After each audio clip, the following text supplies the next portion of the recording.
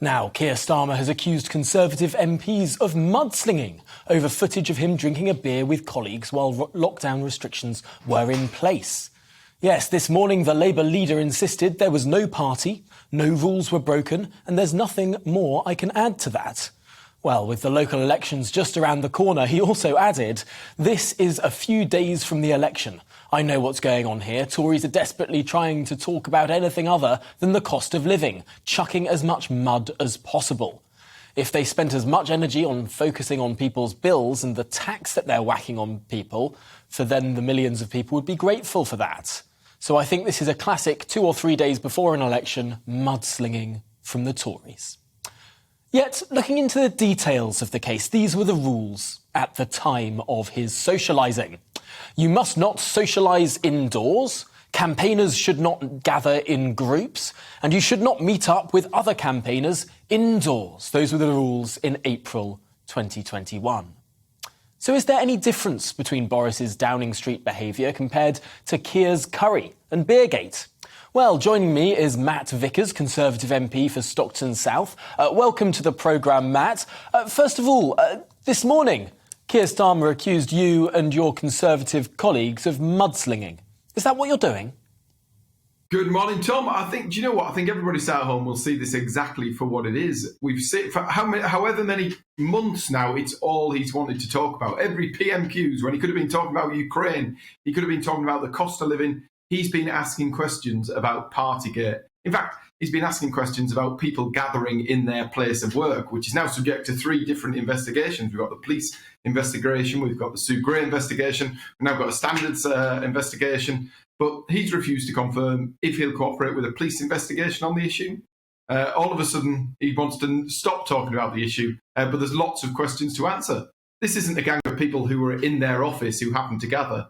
This is a gang of people, apparently as many as 30 of them, who came together from across the country. They weren't sat in an office all day. They come together from across the country. We had all the questions, his excuse that, we were working, eating during the working day. He was eating at 10 o'clock at night. We also know that he could have eaten back at his hotel. It all seems a bit fishy. We've heard about Angela Rayner. She wasn't there. Oops, she was there. Lots of questions to be answered on his part, and he just doesn't seem to be willing to answer them. To ask, but do you see a certain contradiction, a sort of swapping of clothes of the parties? For months and months and months, as you rightly say, the Labour Party wanted to talk about nothing other than parties, and now suddenly they want to talk about the cost of living, not parties. Well, to some extent, with some Conservative MPs, it seems to be the opposite. Conservative MPs wanting to talk about the cost of living and indeed Ukraine and other world affairs, important things that matter to people for the last 3 or 4 months, and now suddenly many more Conservative MPs are wanting to talk about parties. I think what makes it worse is the fact that all the time he's been going on about this, all the time he's been distracting the world's media, been distracting government, been distracting Parliament. He knew he was up in Durham with people from across the country at some sort of gathering, apparently as many as 30 of them. The deputy leader, turns out, was there. It doesn't seem to have been in compliance with the rules at all. It's one rule for one and one rule for another. It's the nerve of the chap and the fact he could stand there doing that, knowing all along what he'd been up to in Durham. I suppose this could be put to bed with a similar investigation, such as the one that the Prime Minister initially opened himself up to, the initial Sue Gray investigation, which of course is exploring not just what the Prime Minister got up to, but in the majority what civil servants and indeed political aides were getting up to, not just in Downing Street, but Whitehall and across government too. Would you call for Keir Starmer to open himself up to a similar sort of investigation to clear the air so that we can find out exactly what happened here? I think there are so many questions unanswered. I think it's got to be done. We've seen three different investigations going on around the Downing Street issues. I think it's got to happen. I think the police have to pay attention. You can't have rules in one part of the country and different rules in another, regardless of who the police and crime commissioner might be for a particular force.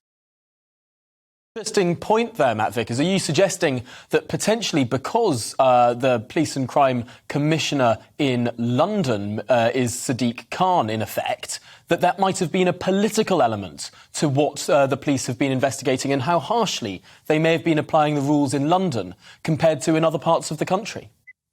Well, there seems to be a difference in how hard they're applying the rules. Most certainly, we had group of people who work in the same office might or might not have had a birthday cake, happen to be in the room, some for as few as 9 minutes or less. Meanwhile, we've got people who've trailed from all over the country, as many as 30 of them, gathered for a party at 10 o'clock at night.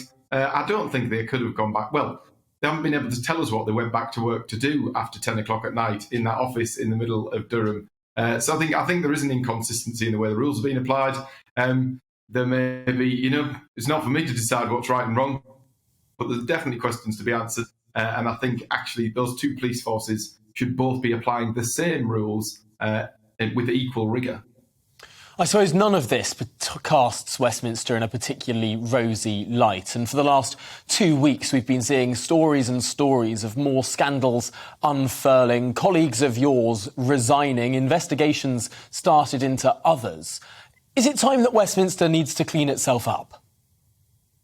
I think it does, but I think that's down to the actions of one or two individuals who misbehaved. I think it's a very bizarre thing to cast, a net across the entire of Westminster and assume that everybody behaves in the same way.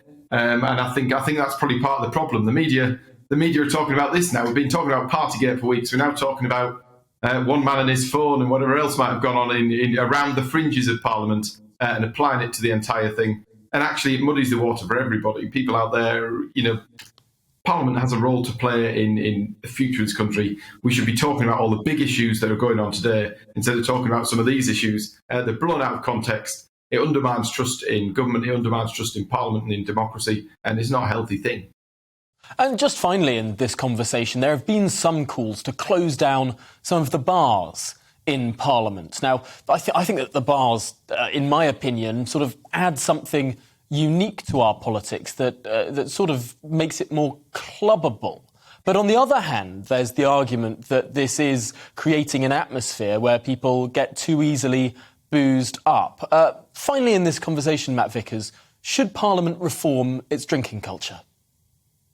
I think there probably is room for that, but I think it's up to individuals to be responsible in their setting. I'm pretty sure that if you close the bars, people who wanted to would find another way to drink. But you know what, when you look at many of the things that we're talking about today, that MP who was looking at whatever he was looking at in the chamber hadn't been to a bar, don't imagine, because I don't know that it was late at night. I think we're throwing everything in, babying with the bathwater. I think we're throwing all these issues together. We're looking at how we employ our teams. I don't think that had anything to do with some of the issues that have been raised this week at all. Well, Matt Vickers, thank you so much for talking us through those issues this morning. Really interesting stuff. Thanks for joining us from Durham.